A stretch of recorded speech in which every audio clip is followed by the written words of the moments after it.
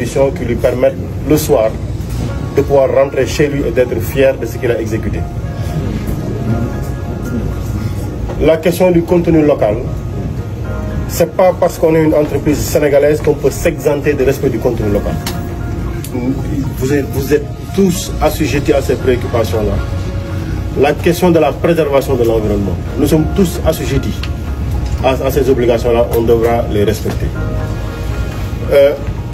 J'aurais bien aimé, au regard des informations entendues, dire que Soret Mines est une entreprise modèle.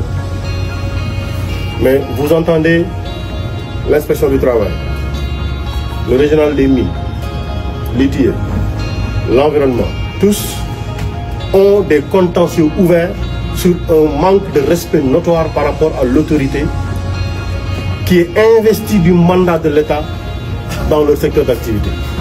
Pas de réponse, pas de respect des obligations, ça je dis tout de suite, nous le déplorons absolument et nous marquons ça comme un point d'attention sur lequel les lignes doivent bouger.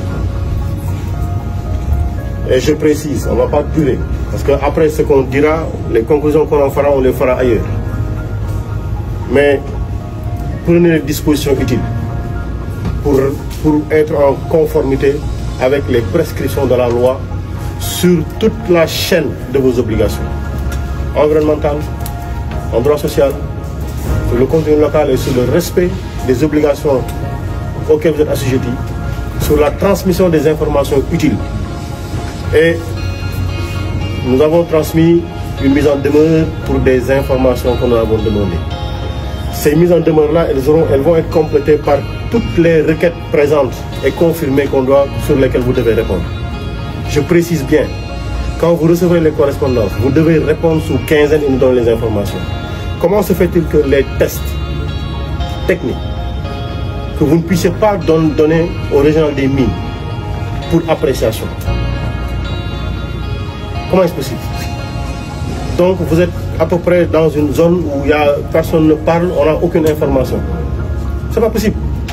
Et ça, je ne le dis pas à l'endroit de Soret Mines, je le dis à l'endroit de toutes les entreprises minières qui devront aujourd'hui et maintenant se mettre aux normes et respecter toutes leurs obligations. Et nous sommes là pour cela.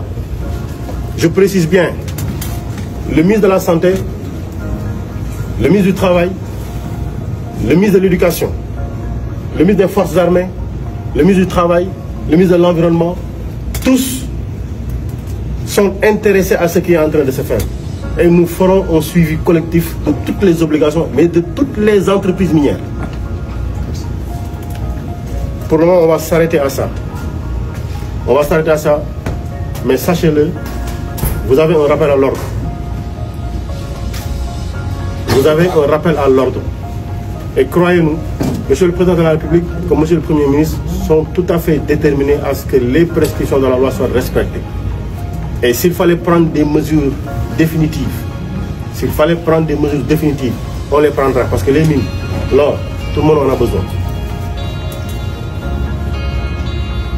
Je pense que on peut, pour le moment, nous en arrêter à ça.